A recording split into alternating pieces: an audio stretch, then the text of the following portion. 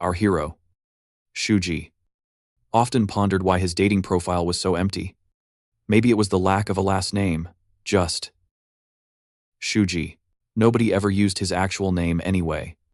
As a kid, they called him Trash. Then he got a glow-up and they upgraded him to Weed. And later, the ever-so-charming bastard. His adult dating life wasn't much better. With nicknames like the Venomous Snake Spear and the Spear Demon. Totally not intimidating, he eventually clawed his way to the top of the corporate ladder, becoming the Spear King. Which, surprisingly, did not improve his romantic prospects. Despite his title, his wardrobe was strictly distressed gym wear, and his diet was a sad, single potato a day. But hey, it worked for him. His true home wasn't a cozy apartment, but the battlefield, a real fixer-upper of a social scene. He fought with a certain chaotic flair that made people call him a demon. The gossip was just wild. Is that the Spear King, the guy who's here to, totally ruin our day? One of the enemy managers yelled at his team. He was all, "Why are you so scared of one guy? Just take him out and we can all go home," before ordering them to charge. So they all swarmed Shuji like it was Black Friday. But he just sighed and gracefully leaped into the fray. His first move was to give the loudmouth leader a spear-shaped headache. As the rest kept coming, he had a thought. Was I born this good? Or did I just have a lot of practice? He wondered. While effortlessly taking down a small army with one pointy stick, he survived the workday. But apparently, all the people he fired held a serious grudge from the afterlife. And so, the guy they called Trash finally clocked out for good on the battlefield. That was supposed to be the series finale, but thanks to either a cosmic typo or a wild twist of fate, he got a second season. Reincarnation. Baby, he woke up as a teenager under a tree. Immediately grateful he got to skip the whole baby and diaper phase. He found a conveniently placed mirror in the woods and saw his old face from back when he was just a humble intern. In the distance, he could hear what sounded like an extremely hostile corporate takeover between some bandits and a group of merchants. Those merchants were clinging to their goods, like their lives depended on it. Which, to be fair, they probably did. Shuji recognized the attackers. They were rivals of the Howling Tiger delivery service. And just like that, he was pulled into another workplace dispute. A bandit snuck up, smashed the mirror rude, and demanded to know what Shuji was looking at. The guy clearly sized him up as a lowly temp, not the department head. Shuji thought, great. More wannabe thugs who live in the woods. But despite his expert-level judgment, he felt a little jittery. He could tell these guys were total amateurs. Probably got their bandit certification online. The bandit screamed, "I don't care if you're the new guy or the boss, you're with them. So you're on my list." He swung his spear, but Shuji just casually blocked it with his bare hand, which was a total power move. He calmly noted the guy's technique was predictable and, honestly, a little basic. In a flash, Shuji borrowed the bandit's spear and promptly returned it. Pointy end first. The guy dropped, completely stunned by the terrible customer service. Shuji smirked, thinking, my LinkedIn profile might be gone, but the core skills are definitely still there. His eyes started glowing, and he felt that familiar buzz of energy. He fondly remembered how everyone used to diss his unique fighting style, calling it his cringy party trick. But in this moment, he had no other move. With a spear still in hand, the one he'd used to give that bandit a rather permanent timeout, Shuji turned, ready for the next dance partner, just as he was deep in thought about what to have for dinner. He was rudely interrupted by an archer who sent a pointy love note his way. The bandit was so sure he'd made a connection. But Shuji, always one step ahead, used the first guy's body as a human return to sender stamp. He muttered to himself that if the bandit had just double-checked that his dance card was actually free, he might have avoided this whole awkward situation.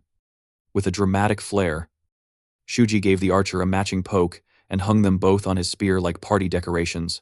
He seated, noting that the spear finally had a nice, balanced feel to it. This took him back to the good old days. Thinking back to his time with the Howling Tiger chaperone service, he casually strolled into the middle of the bandit hootenanny. with two of their pals dangling from his spear like a grotesque shish kebab. His vibe alone was a total party killer. The leader of the forest bros approached, demanding Shuji to freeze.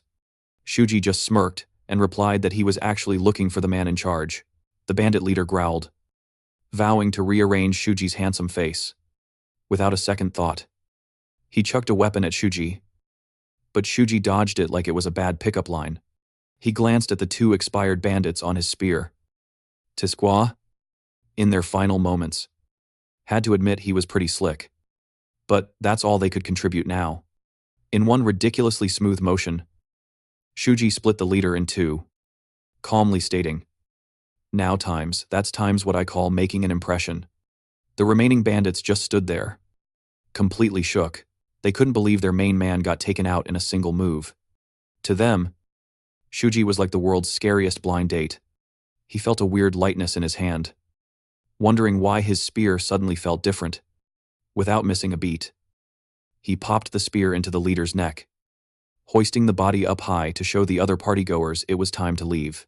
A full-blown panic erupted as they scattered like roaches. Shuji finally recognized their team colors. They were the notorious Dango Mountain delinquents. A strange thought crossed his mind. When a whole lot of drama and a really bad attitude meet on the dance floor, it's like you're back in high school. 10 years had passed. But on this very mountain, the spear demon was back for his reunion tour. Night fell on the field, where the Howling Tiger Chaperone Service was having a serious disagreement with the bandits. A guy from the service shouted, telling his crew not to let a single one of these troublemakers sneak out the back. Shuji calmly watched the show. Behind him lay three guys who'd had a bit too much fun, their spirits glowing red like mood lighting, hyping up the chaperones. The escort members knew the night was theirs. The vibe itself was telling the bandits to go home. Suddenly, a bandit swung at a guy, yelling, "Who do these punks think they are? Ending our fun. If they want a piece of this, then let's go." The ghosts of the three fallen bandits hanging around Shuji's spear whispered the hot goss that their old boss, Ego, had just crashed the party. Shuji figured Ego must be the headliner, a real step up from these opening acts. He was told he had to be the one to show Ego the door. Shui agreed, saying, "Oh, that's fine by me." Wish granted. Ego was about to get absolutely roasted. And with that, Ego charged, swinging wildly at the chaperones. But Shuji just coolly called out his name. Annoyed and a little confused, Ego demanded to know who had the nerve to call him by his first name. Without saying a word, Shuji gave Ego a little slash. The move was so clean it made Ego trip backward. Totally flustered, Shuji sauntered over to Ego, casually carrying his three new spear buddies, leaving the guy completely baffled about what kind of weirdo he was dealing with. Ego, understandably, started freaking out, calling Shuji a total psycho for turning his spear into a human shish kebab. The three newly minted ghosts were probably wondering why Ego was still down there and hadn't joined their exclusive club yet. Meanwhile, Ago was having a full-blown meltdown, sobbing that Shuji was the devil himself and screaming for an adult, totally over the drama. A fiery red, "I've had enough of this aura," flared up behind Shuji as he put an end to Ego's screaming solo.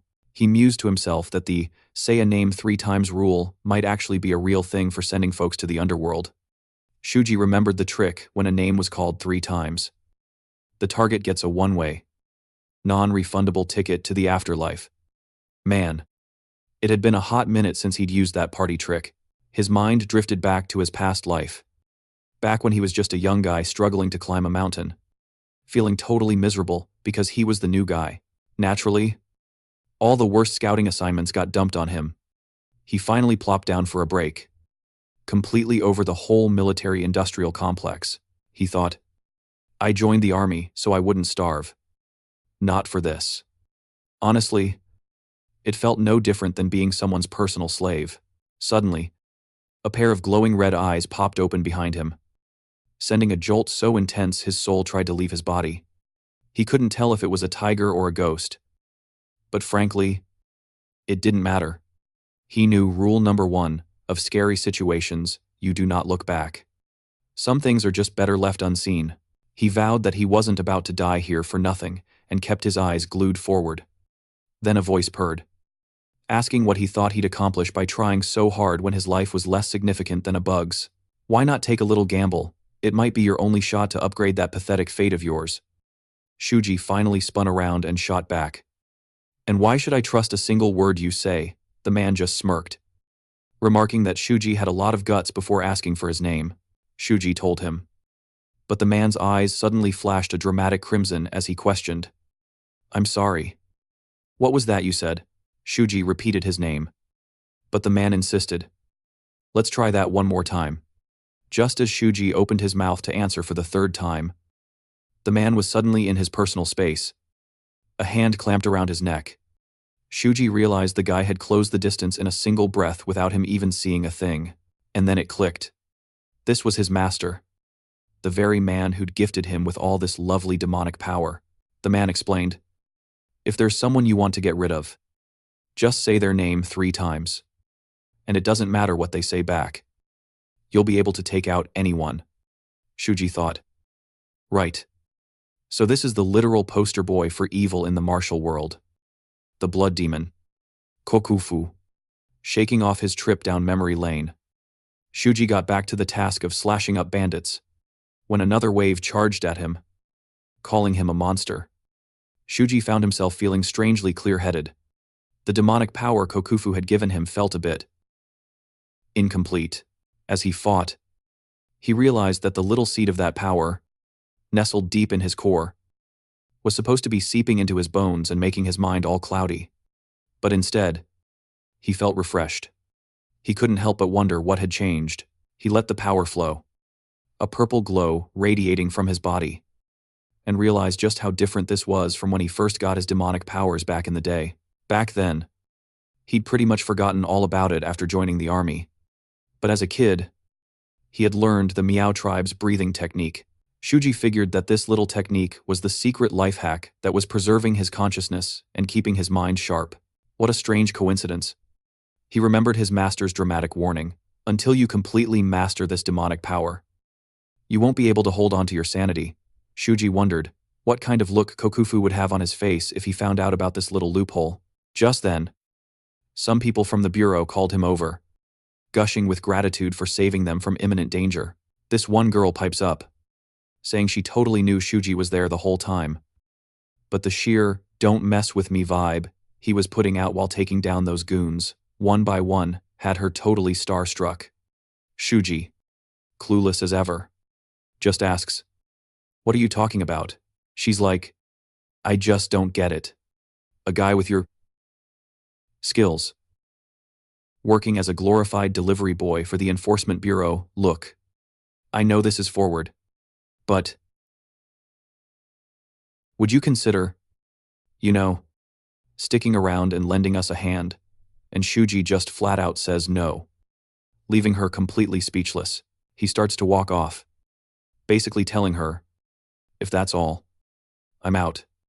And you could have knocked her over with a feather."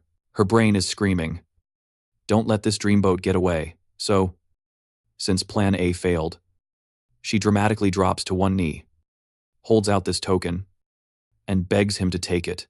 She explains, "You probably already know this, but the Enforcement Bureau is basically run by the Tiger Pit sect. We're a pretty big deal back in Anhui. If you show them this token, they'll roll out the red carpet for you. VIP style." She pleads, "Please, take it. Think of it as a little thank you from a damsel you just saved." And what do you know? Shuji actually takes it. He remembers hearing about the Tiger Pit sect. They were supposed to be the good guys, all noble and stuff. But then, poof, they just disappeared a few years later.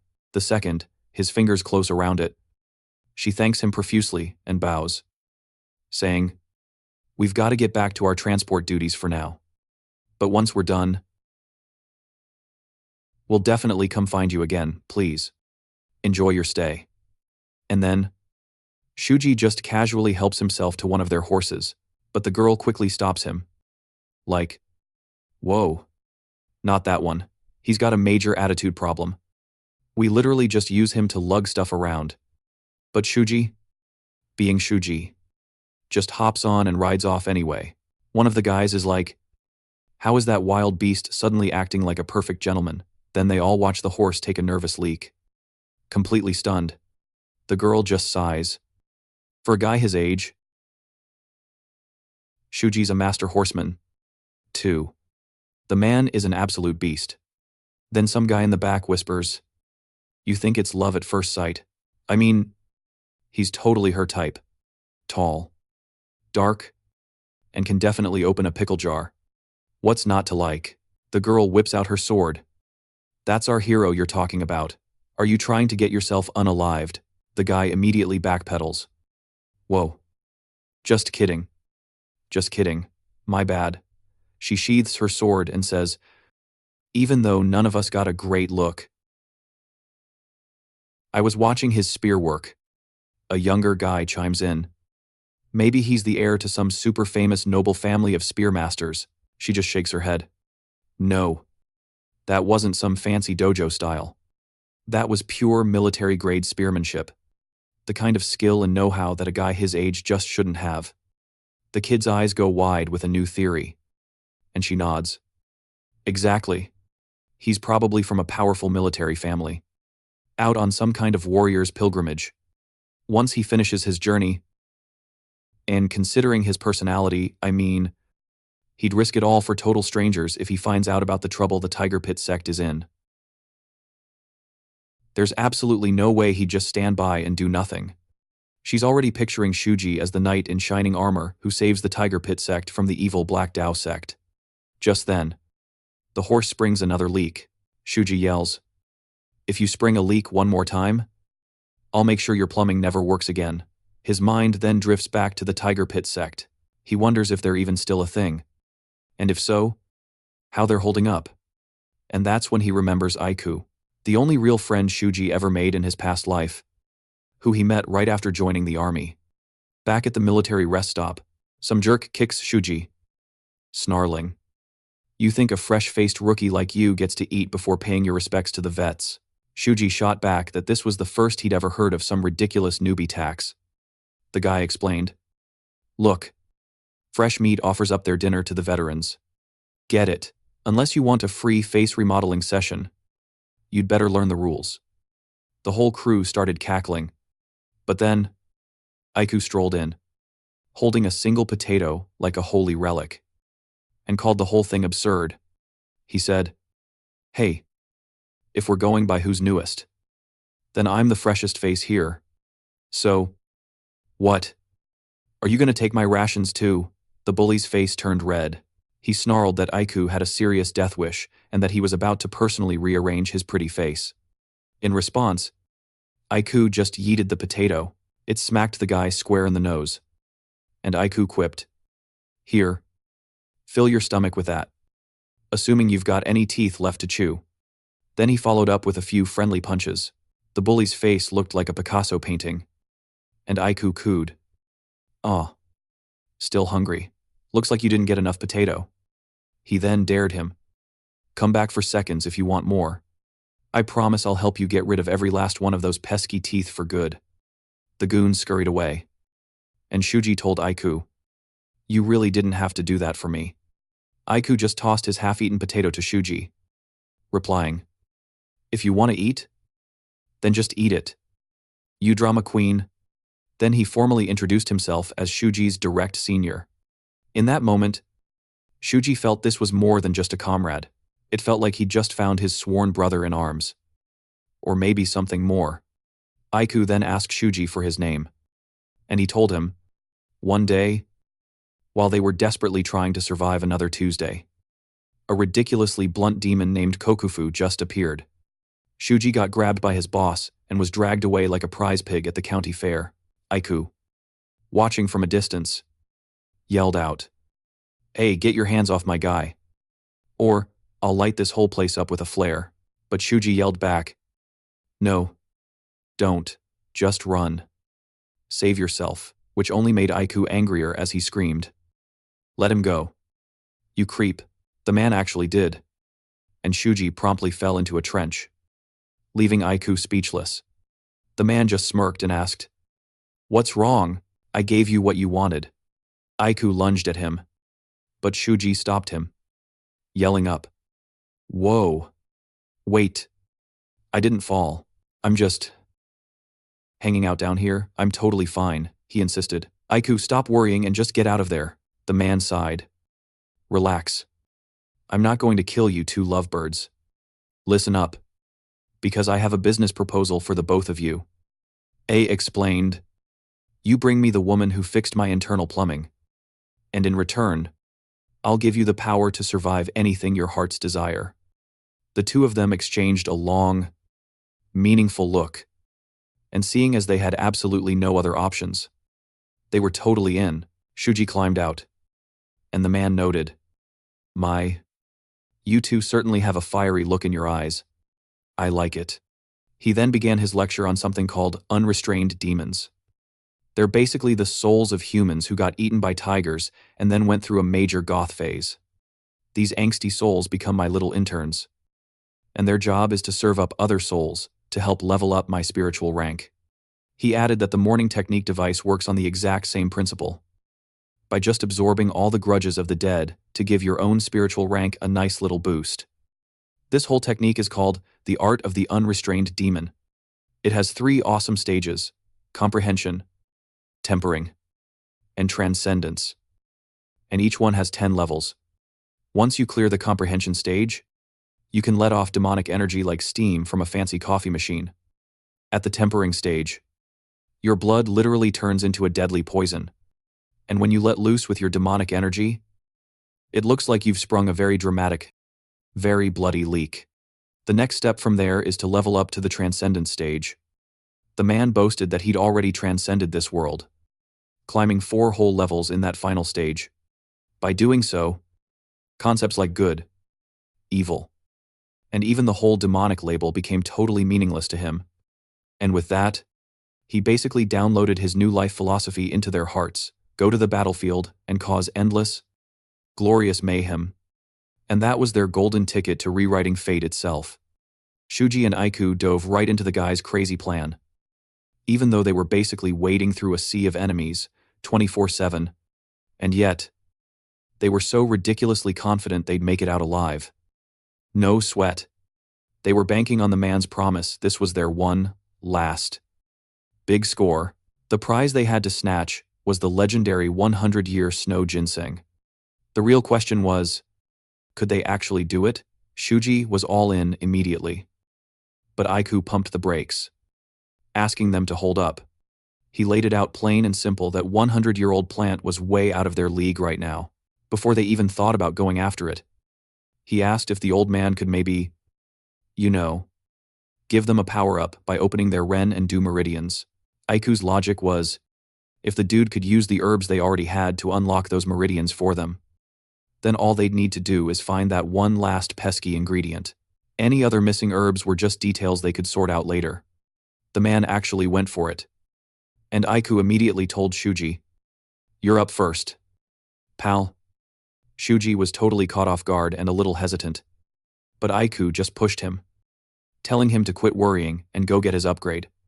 So, while Shuji was off powering up, Aiku would handle the next grocery run for herbs, then get his own meridians opened. After that, it'd be Shuji's turn to collect the rest. Aiku even added with a wink that going second was the real tough job. Shuji, bless his heart, bought it. After he gathered all the herbs, he came back to a welcome party of several arrows, turning him into a human pincushion. But even while bleeding out, his main thought was, hey, at least I got all the stuff. He figured everything would be just fine. That is, until he saw the old man's head had decided to part ways with his body. And Aiku was just sitting nearby, looking pretty beat up himself. Aiku looked up and casually said, "About time you showed up." Shuji, panicking, rushed over to him, asking what in the world happened. Aiku told him to chill out, saying, "Come on. You knew Kokufu was never going to let us walk away from this in one piece. They just had to make sure they put up one heck of a fight before getting taken off the board." It dawned on Shuji. "Is that why you made me go first?" Aiku just sighed. explaining that all his internal circuits had been totally fried. His demonic mojo was completely gone, and that Kokufu's plan was always a double KO from the start. As Shuji started to tear up, Aiku told him to knock it off. Taking out a washed-up old geezer is nothing to cry about. Then he asked, "By the way, you know why I made sure you'd survive?" Shuji just stared back, completely lost. "How could I possibly know that?" Aiku smirked weakly. "Because you're a Tiger Enforcement Bureau warrior." Then came the bombshell, and I'm the last man standing from the Tiger Pit sect they destroyed. Shuji had once mentioned he'd done a short stint with the Bureau, and even said that the husband and wife who ran the Tiger Pit sect were good people. Hearing that, Aiku confessed. Was the moment he started thinking of Shuji like family. "You were the only person who ever said something nice about my parents." Aiku said, "I'm seriously glad I met you, Shuji. And hey, if you get a chance, you better get some epic revenge for me." Shuji's mind snapped back to the present. Remembering just how much of a total powerhouse he'd been in that past life, he pictured himself riding a horse through a bustling market and thought, "All right, new life. The new rule. We are not doing the whole lifelong grudge thing this time around."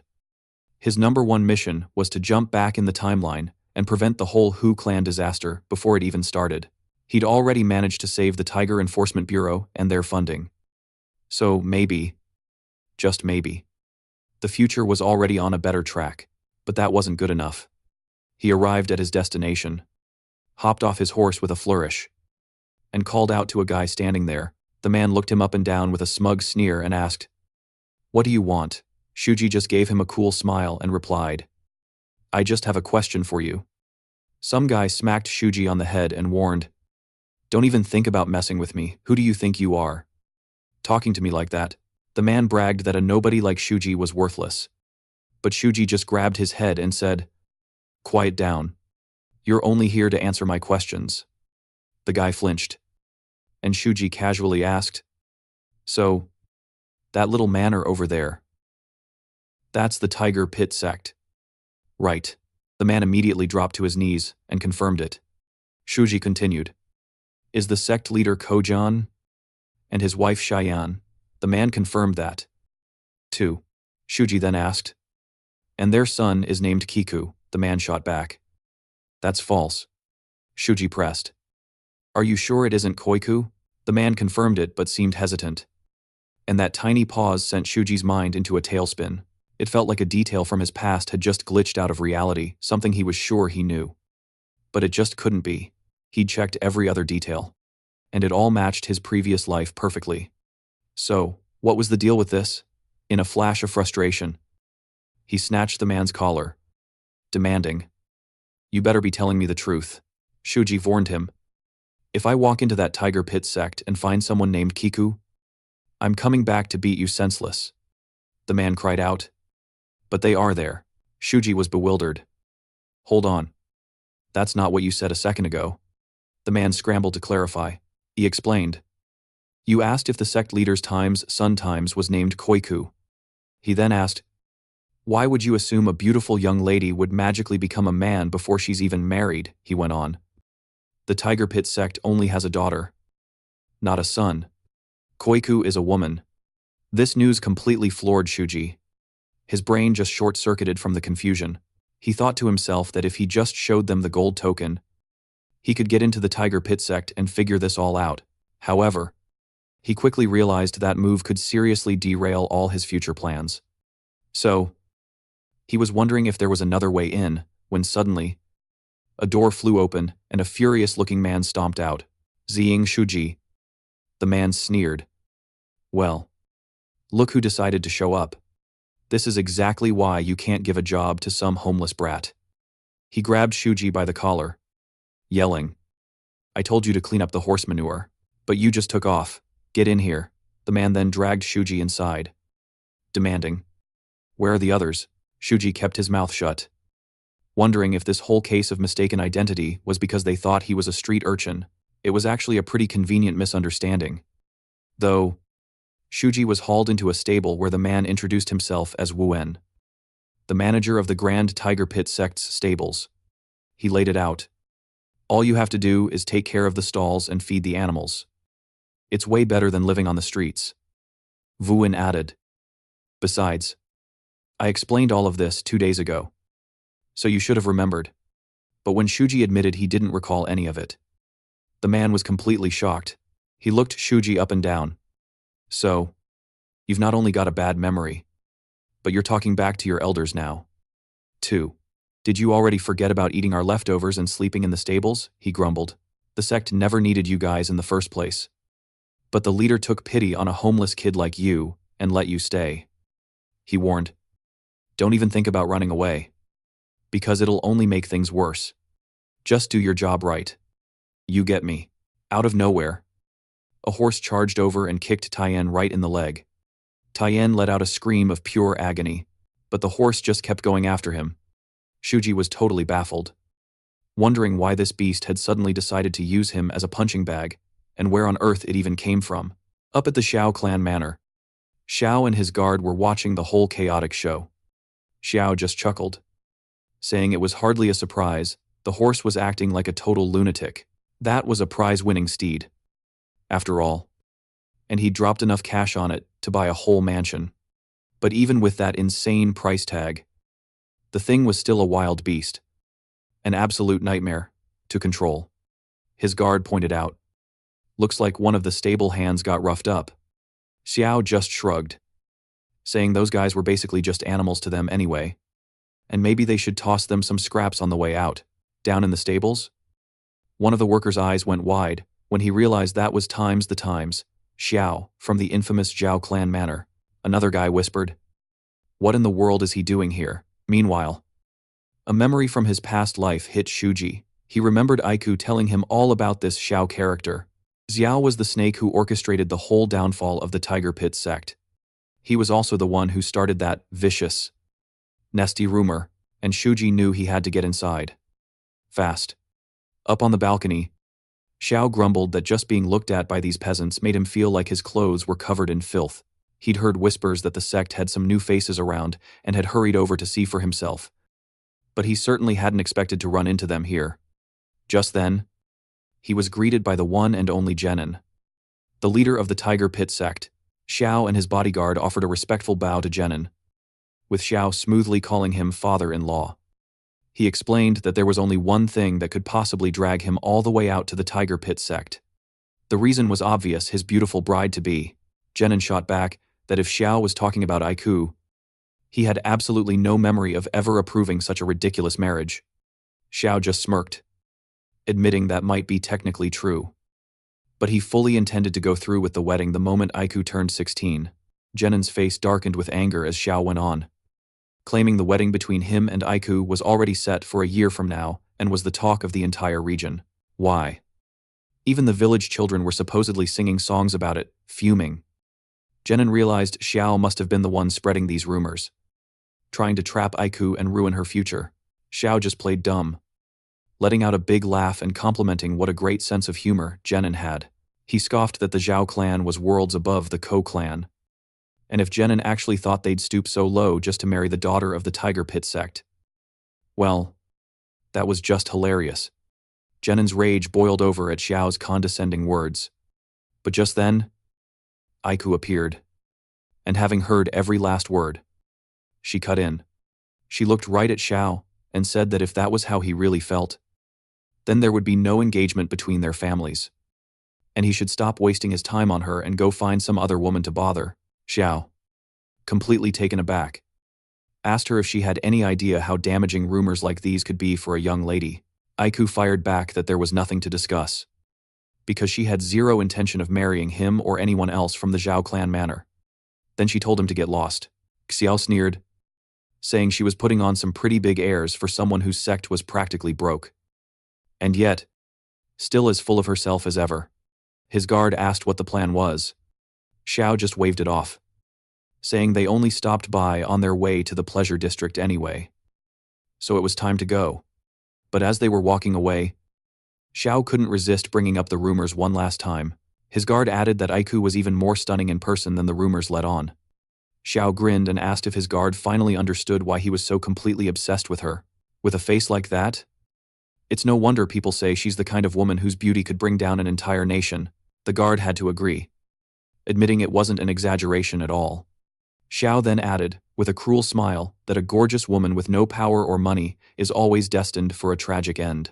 She was a beauty so radiant, it was practically a crime. She was part of the Tiger Pit sect. She must have cursed her rotten luck for being born into that whole mess. But Xiao just chuckled, saying it was way too late for regrets. A bad boy like him had already set his sights on her. The two of them laughed like a pair of hyenas as they moseyed off. Xiao hopped on his horse, gave it a kick, and it refused to move an inch. He and his lackey stared at each other, completely clueless. One of the guys reached out to give the horse a pat, wondering if it was feeling a little under the weather. All of a sudden, the horse just keeled over, launching the poor guy into the dirt. An irritated Xiao started yelling about the complete lack of competent stable boys these days. Meanwhile, Shuji was hiding in the bushes like a pro, holding the horse's liver after a very skillful, if slightly gross, use of the art of the vixen. He thought to himself, what's the fun in pulling a stunt like this without leaving them wondering? They'd never figure out what took down their precious steed. But this was all on Zhao's tab. That guy was the real problem behind everything. Aiku had told him once that the Tiger Pit sect's epic fail was because of a little power squabble with the Zhao clan manor. However, that creep Xiao had been playing puppet master from the cheap seats the whole time.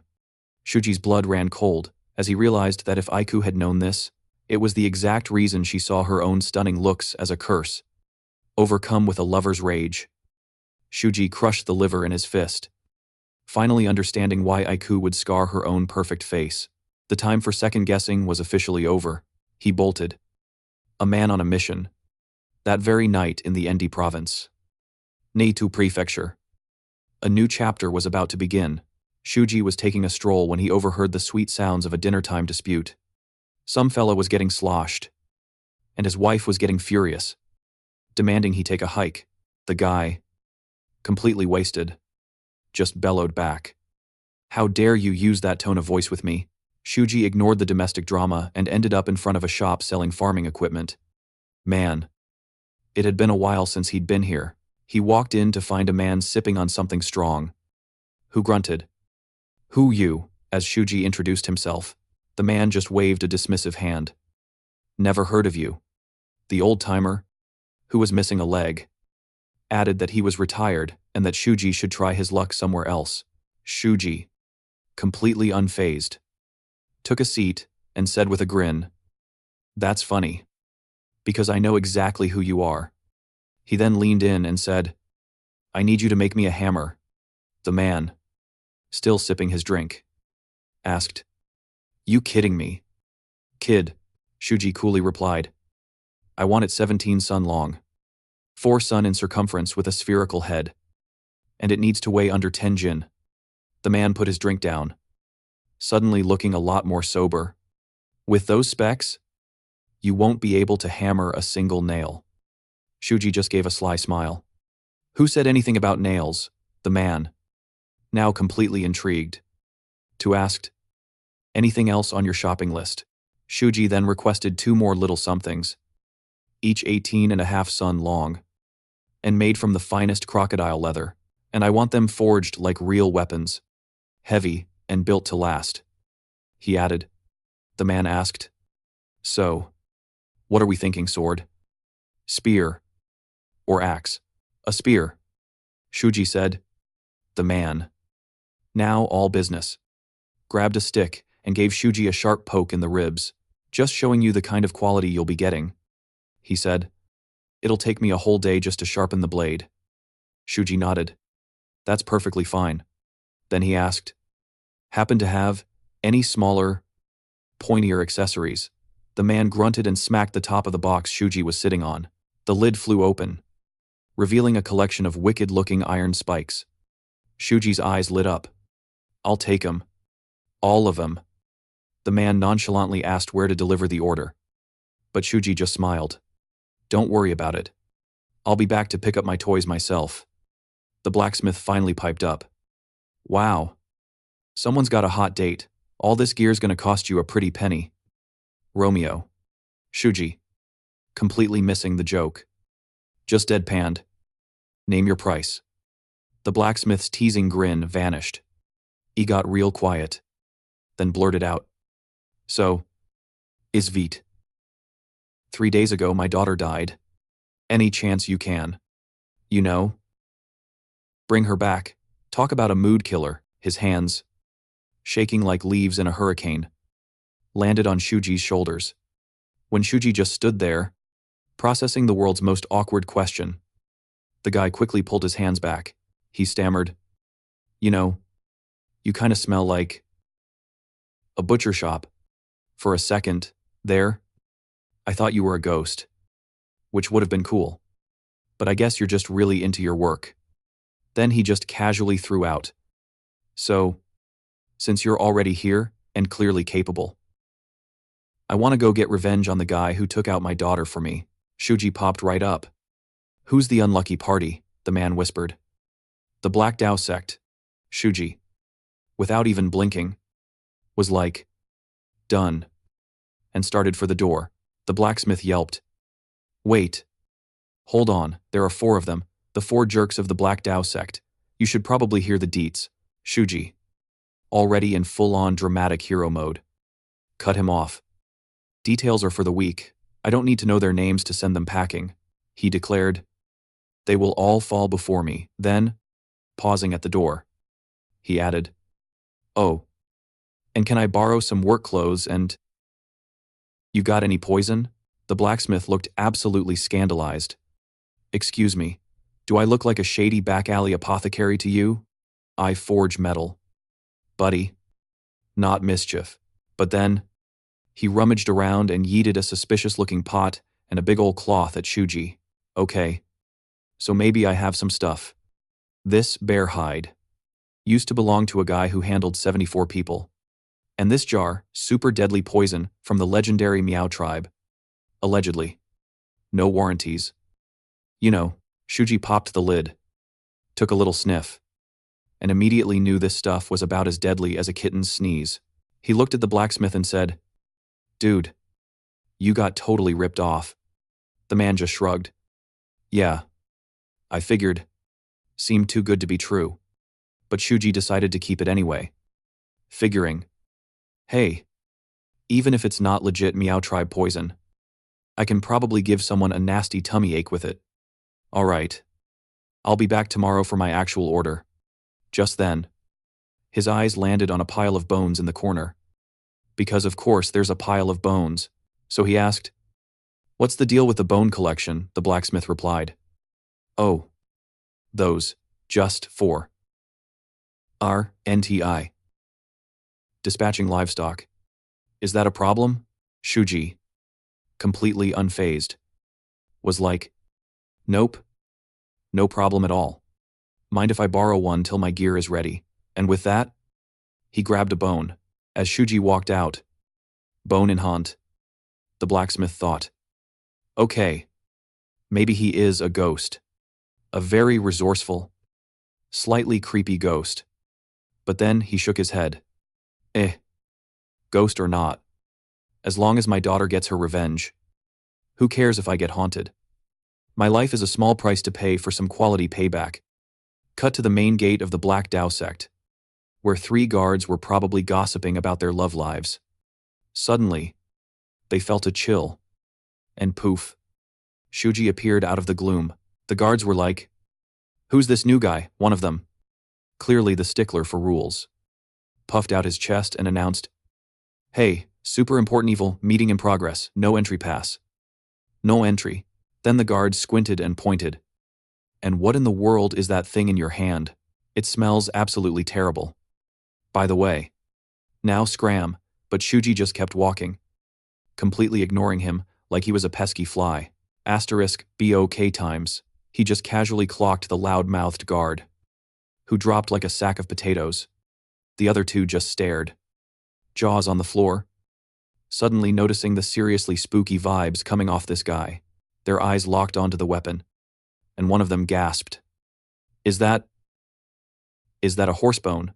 Who uses a horsebone? Shuji just smiled serenely. It's surprisingly effective. Then he added, You know, This reminds me of the time you guys let, like, more than half your army run away. That was a real whoopsie-doodle. Your little counterattack after that? Yeah. That didn't go so well for you. Did it? Cost you a lot of good men. But hey, thanks for the intel. Because of that little blunder, I know exactly which way your boss is going to run like a scared bunny. And I plan on catching every single one of you. And so, Shuji started playing a game of whack-a-mole with the guards. The commotion finally got the attention of the folks inside, who were probably wondering who was making all that racket, who stumbled out to see what all the fuss was about. One of them actually asked if Shuji was the one making all the racket.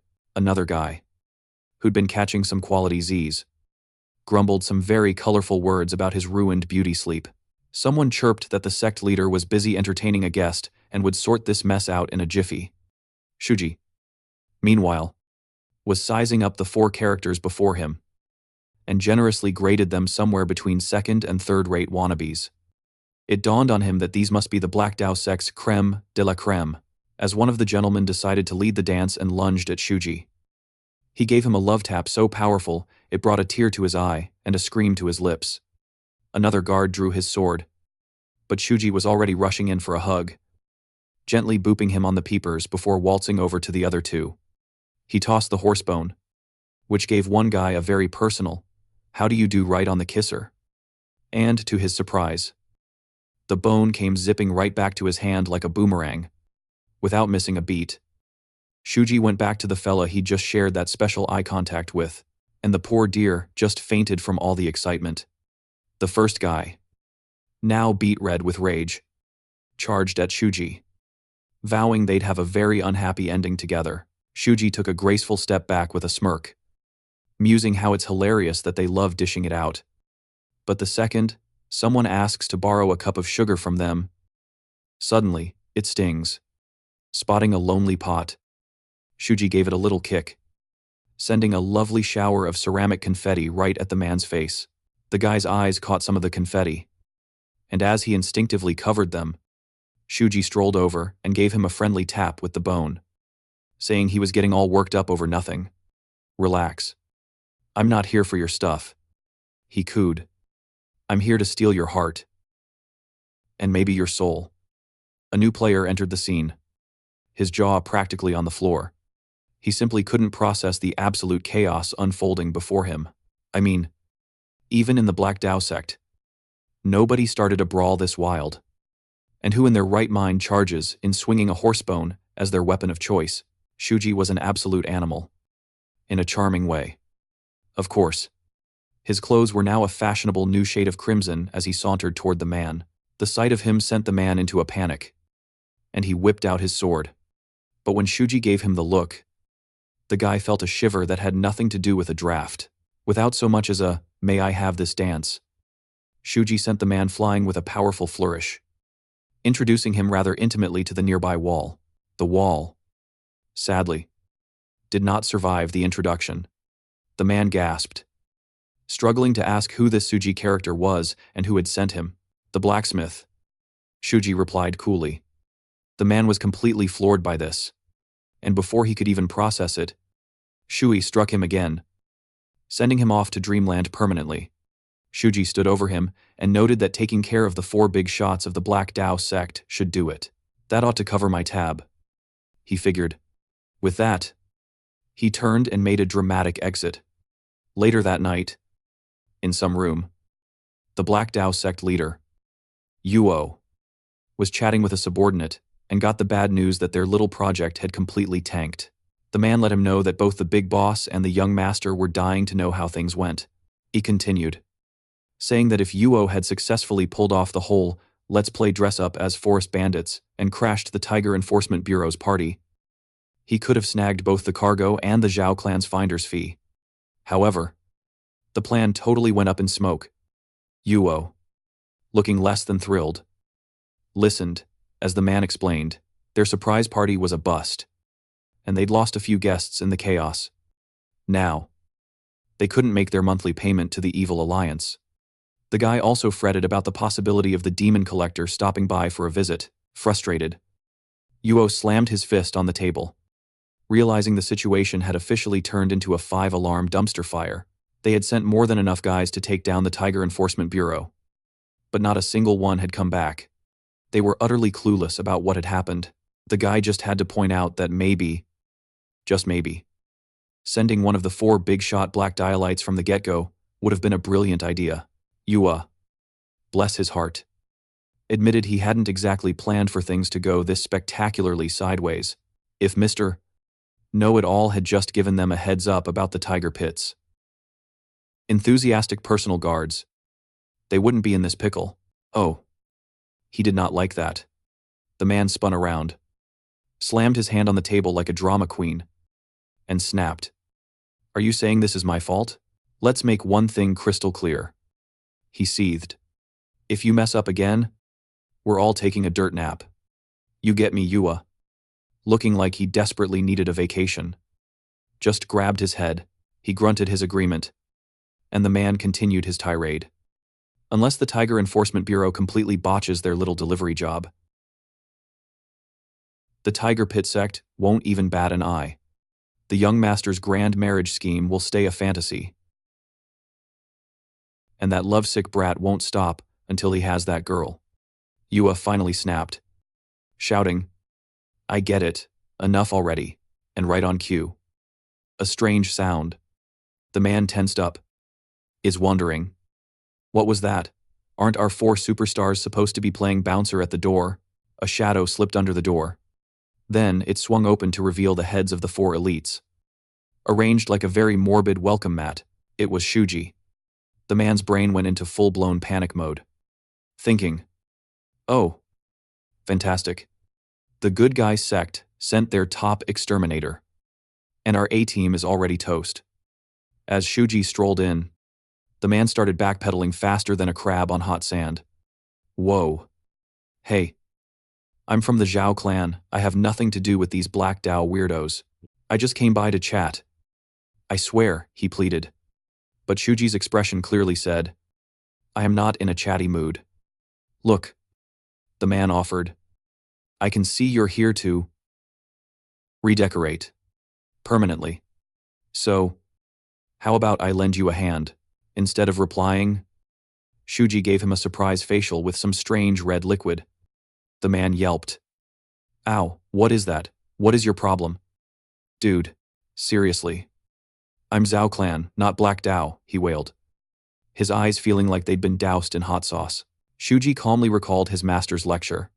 Those who are skilled in the supreme demonic arts are known as demon breakers. And the blood of a demon breaker is a killer poison to martial artists. Shuji thought to himself. Well, my blood isn't quite that dramatic. But it should still feel like he just snorted a line of chili powder. Painful. Yet irritatingly so. The man, now, seeing red in every sense of the word, swung his sword wildly at Shuji, screaming. What is wrong with you? Shuji sidestepped it with zero effort. Not bad. Shuji noted internally. He's got some spunk. Not on the level of the 4 doorstops. But it's something. With that, Shuji decided it was time to let his own freak flag fly. Both the man and Yua looked on in horror as they realized Shuji was using the demonic arts. A dark, menacing aura exploded around Shuji. The man finally connected the dots. You're not from the Orthodox sect. You're a certified lunatic, he shrieked, charging forward in a desperate, clumsy attack. Shuji dodged and swiftly returned the favor. The blow sent him tumbling to the floor. The man recoiled in pure terror as Shuji casually advanced on him, without so much as a pardon me. Shuji introduced the man's face to his bone club. Things got messy. Yua, meanwhile, was standing off to the side, having a sudden philosophical moment. He realized the whole good versus evil thing was less of a clear line and more of a blurry, bloody smudge. Shuji wasn't just a bad guy, he was one of those capital M monsters that all the stories warn you about. An evil incarnate party crasher, and now, one of these boogeymen had just shown up. Uninvited. To the Black Dao sect's little get-together, he knew that demon users were basically savage beasts with a one-track mind for unleashing chaos until they finally leveled up. As he crept towards the secret exit, he figured, while Shuji was distracted by the other guy, he could totally slip out and give his buddies at the Naughty Alliance a call. And if that went south, maybe he could tattle to the Martial Alliance. But just as he was about to make a run for it, Shuji called out his name, as if asking, "Is that really you?" Yuva froze solid, completely stunned that Shuji still had all his marbles. I mean, even after mastering all those dark and spooky arts, he was the same as ever, a top-tier master with his demonic mojo perfectly under control. Yuva, shaking like a leaf in a hurricane, dropped to his knees and started begging for his life.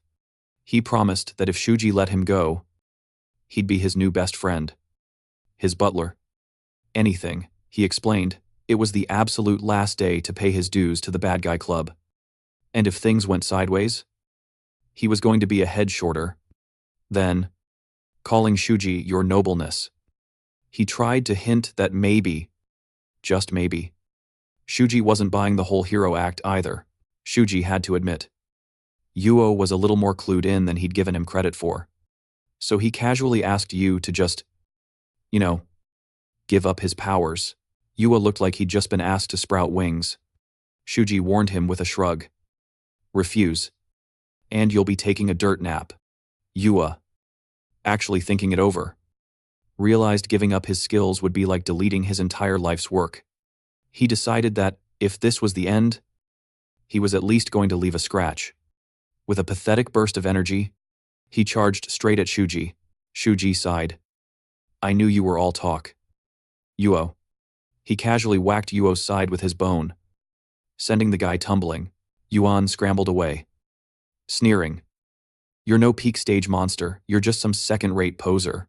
How dare you trick me? Shuji just called him a clown and said this made things way easier. Well, time to do some spring cleaning for the Black Dao?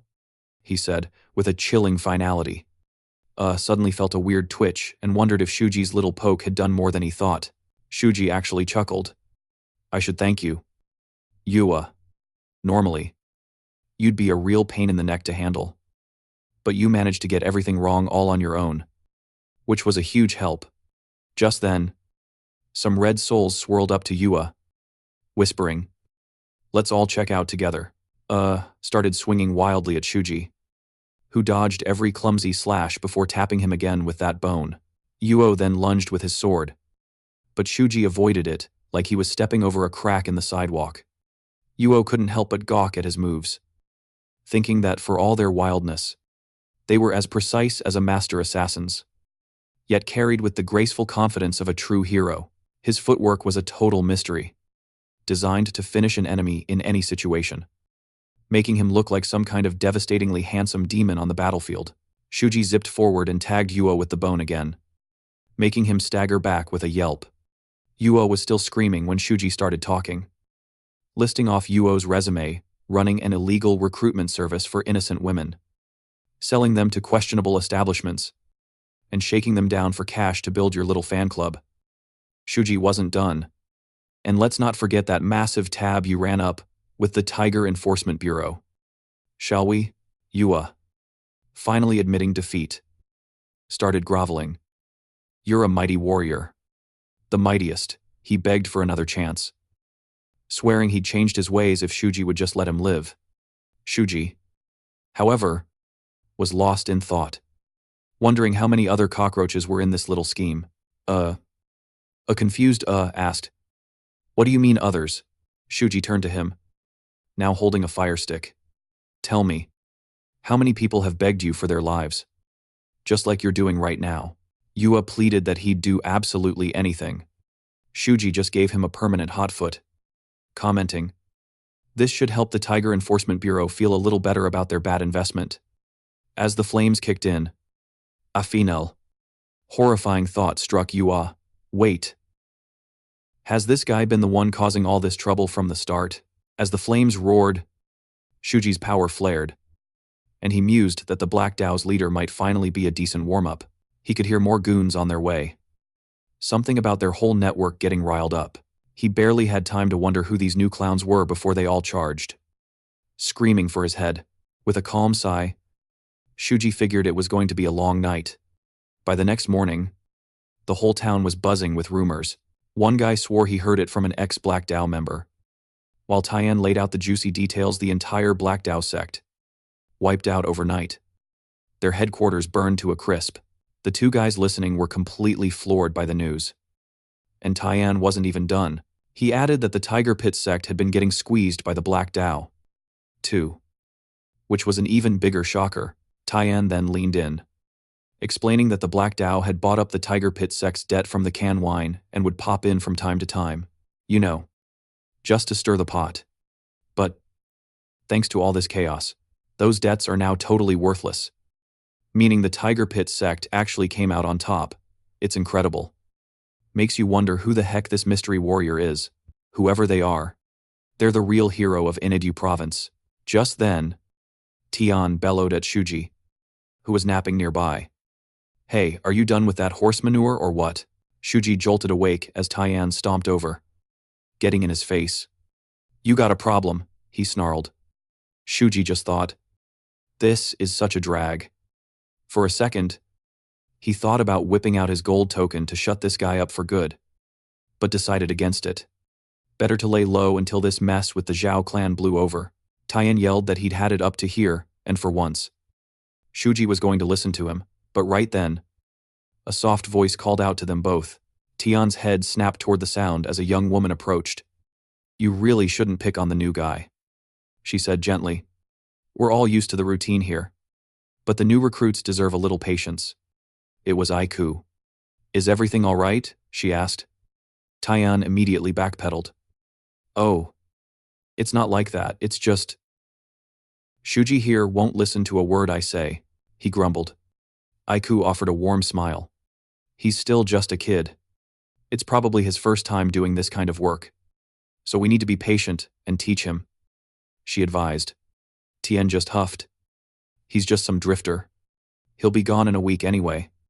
Aiku gently disagreed. Some people believe that even brushing past someone is a sign of fate. That's why we should treasure every connection we make. Life is so unpredictable, she added softly. Hearing her words, Shuji was suddenly hit with a memory of a time when Aiku had dressed and acted just like a boy. He remembered telling her, maybe we'll run into each other again in some faraway place. Who knows, we could even become family. Tian thought there was no chance in heck he'd ever see Shuji again, while another boy had scoffed, wondering what faraway place in Ino province he was even talking about. Aiku turned to Shuji. Are you new around here? Seeing his discomfort, she reassured him. Listen, if anyone gives you a hard time again, you come and tell me. Okay, Shuji thought to himself that her face and voice were different from how he remembered, but her eyes, those clear, familiar eyes were exactly the same as they were all those years ago. She hadn't changed one bit. He mused. Then, he replied with the same offer. Same goes for you. If anyone ever tries to bully you, you just come find me. Aiku stared, a mix of confusion and shock on her face, while Tian sputtered, wondering where this stable boy got the nerve to talk to a young lady like that. Akko gave Shuji a little smile, totally buying his cover story before skipping off. That night, while the whole world was dreaming, Shuji was tiptoeing around, getting his seduction gear ready. He whispered to himself that he'd already settled the score for his heartbroken buddies and that poor shopkeeper who got stood up. Now, it was time to confront the one who broke Aku's heart. Cut to the Zhou family mansion, where Shuji zoomed past the front gate so fast the guards probably thought he was a gust of wind. He zipped right behind some guy who was like, did I just feel a romantic breeze? Before the poor fella could even turn around, Shuji surprised him with a Cupid's arrow so potent he just fainted on the spot. Shuji gently dragged his swooning new fan out of the way. As Shuji continued his mission of love, he overheard two ladies gossiping. The first one was all, wow. Security is tighter than a new pair of jeans tonight. The second one chimed in. Well, after that whole Black Dao boy band broke up overnight, you can't blame them for being a little jumpy. The first lady was like, yeah, but that's their drama, not ours. Meanwhile, Our hero Shuji kept on strutting, feeling more admirers nearby. Whipping out a rose with a particularly thorny stem, he playfully poked a guy in the leg. As the fella bent down to check out the surprise love tap, Shuji gave him a gentle bop on the head that sent him straight to dreamland. Then, like a romantic superhero, he gracefully leaped onto the roof. Inside, some dude munching on snacks noticed one of the guards was, taking a very sudden and dramatic nap. He grumbled. "What's with him? Napping on the job. We haven't even had dinner yet." Little did he know, Shuji had already spiked his food with a super-strength love potion. The guy took a bite, but then got a weird feeling when he saw his buddy was still out cold. Ran over, shaking him and yelling his name. But the guard's body was already dove. Overcome with uncontrollable spasms of affection. It was so romantic. Tears of joy streamed from his eyes. He was blushing from his nose, and he was speechless with love. As he collapsed in a fit of pure adoration, he hit the floor with a happy thud. The rest of the crew showed up and saw their buddy blissed out on the floor. They guessed, "Oh no, he's been hit by cupids." Something. One guy started barking orders. "Get the chef, lock the gates, we can't let this Casanova escape," Shuji thought to himself. Wow. These guys are really playing hard to get. Impressive. I like a challenge. After checking his supply of roses and love notes, he decided it was time to make his grand entrance. And the Xiao family was about to be swept off their feet tonight. Meanwhile, inside, some guy was complaining. Do we really need a chaperone on every floor, just because that boy band had a messy breakup? 3 guards were just chilling on one floor when Shuji waltzed in, totally catching them off guard. They were like, "Is that a party crasher or a professional heartbreaker?" But before they could even ask for a dance, Shuji hit all 3 of them with a charm offensive, so powerful they fainted in unison. With a confident smirk, Shuji headed upstairs. Meanwhile, the folks downstairs were like, "Did you guys hear that?" Sounded like 3 hearts fluttering at once. One guard spotted Shuji and, thinking he was the new 4th floor entertainment, it asked, "Hey, what's all the ruckus?" He added, "The boss is already tucked in, so let's keep the party down." Okay, but then the guard squinted and realized Shuji wasn't holding a guitar. That was a giant Cupid's arrow. He started to ask about it, but before he could finish, Shuji lunged forward, delivering a hug so powerful and heartfelt it literally took his breath away. Permanently. Other guards heard the thud and wondered, is that a rival suitor or a professional heart stealer? Shuji then gave another guard the same 5-star hug experience, sending him to Dreamland too. More guards rushed in, yelling, "Hey, you can't just steal hearts like that, that's our job." One of them yelled, "Where did this romantic rogue even come from? And why is everyone else just lying around swooning? Get up and help me." Shuji then tossed a series of iron trinkets at the guards, playfully tagging them on the legs and sending them tumbling like a bunch of bowling pins. The guards were totally baffled, wondering if this was some elaborate prank Shuji had planned. Not one to leave a job half done. Shuji zipped in to give them a proper good night. He gently sent them off to Dreamland, one by one. Just then, a voice from behind him dryly remarked on all the commotion he was making outside. Shuji immediately recognized the speaker's aura. It was so powerful, it was almost terrifyingly attractive. Realizing this guy was in a whole other league than that Yuo fellow, a rather distinguished-looking gentleman stepped out to greet his noisy guest. He quipped that, even for a party crasher, a little decorum wouldn't hurt. Shuji thought. So, this is him. The man. The myth. The legend. The one who'd broken countless hearts to save his own skin, and basically ghosted Ao into another dimension. The man asked what could possibly bring someone like Shuji to his doorstep so late. It clicked for Shuji, this had to be the head honcho of the Zhao clan manor, Xiao Yuzi. Shuji breathed out the name. Yushi, is that really times you? Careful now. Yushi warned with a smirk. And where did you wander in from? You don't exactly scream, goody two-shoes from the righteous sex. You're not from the Valley of the Partition. Or that stuffy supremacy society. Let me guess. A wild card from beyond the black sand, he mused. Shuji knew Yushi had a reputation for being a bit of a chaotic genius. If the guy was actually serious, this wasn't going to be an easy dance. So, Shuji casually brought up the Tiger Pit sect. Yushi's eyes widened. Wait. Were you raised by the master of the Tiger Pit sect?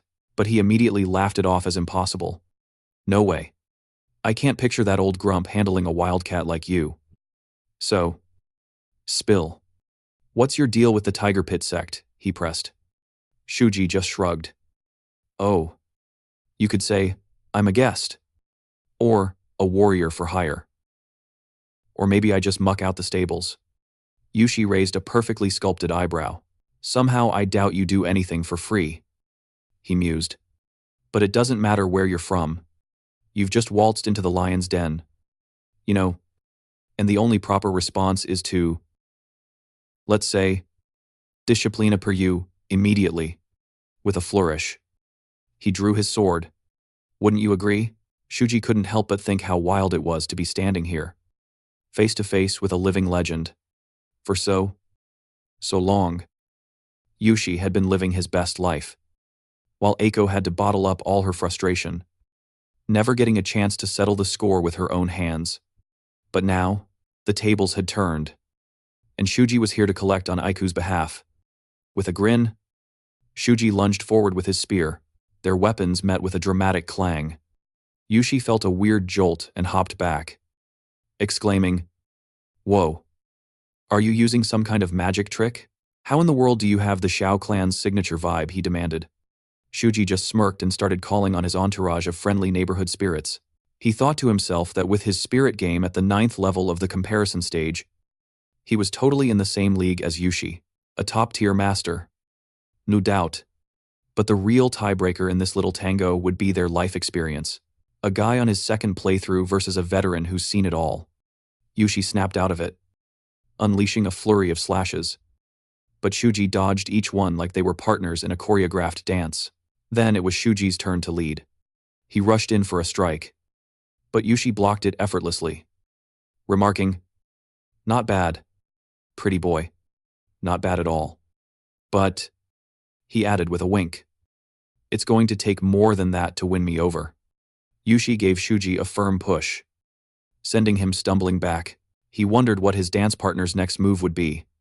He had a sudden thought, man, he'd be in real trouble if a little fire suddenly flashed in his eyes. And right on cue, a flash of fire burst right in Shuji's face.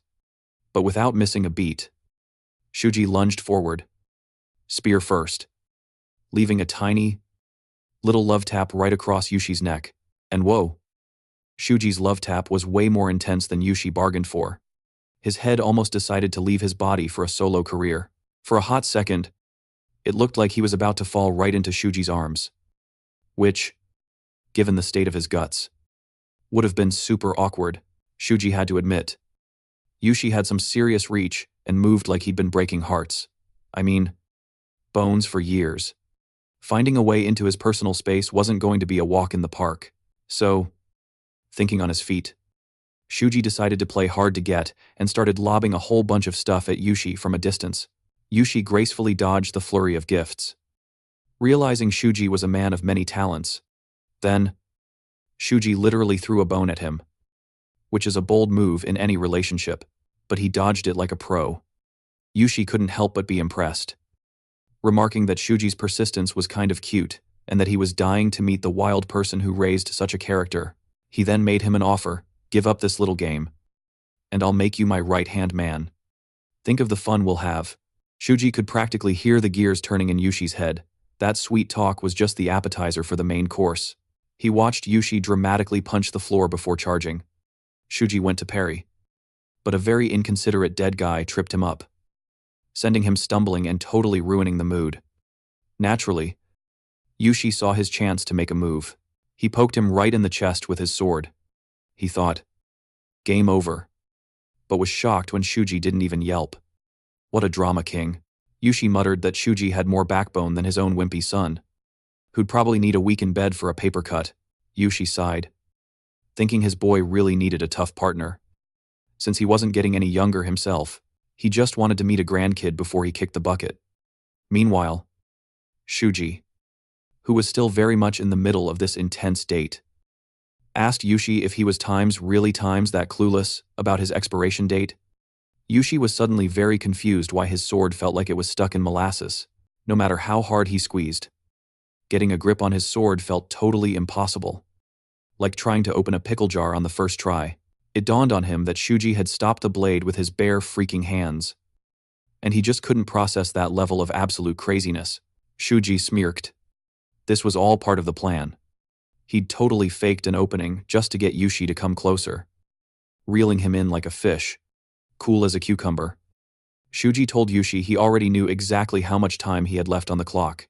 Without missing a beat, Shuji gave him the bone, really turning up the heat. Yushi suddenly felt a wave of, oh crap, I've made a huge mistake. He knew he had to bail. Like, yesterday. Was this? Fear. He could swear he heard ghosts whispering his name, which is never a good sign. Their creepy whispers were really killing the vibe.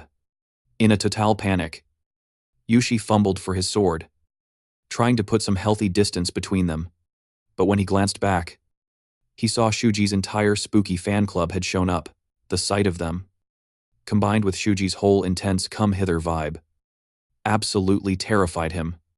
It finally clicked for Yushi that Shuji was way more of a handful than he could have ever dreamed of.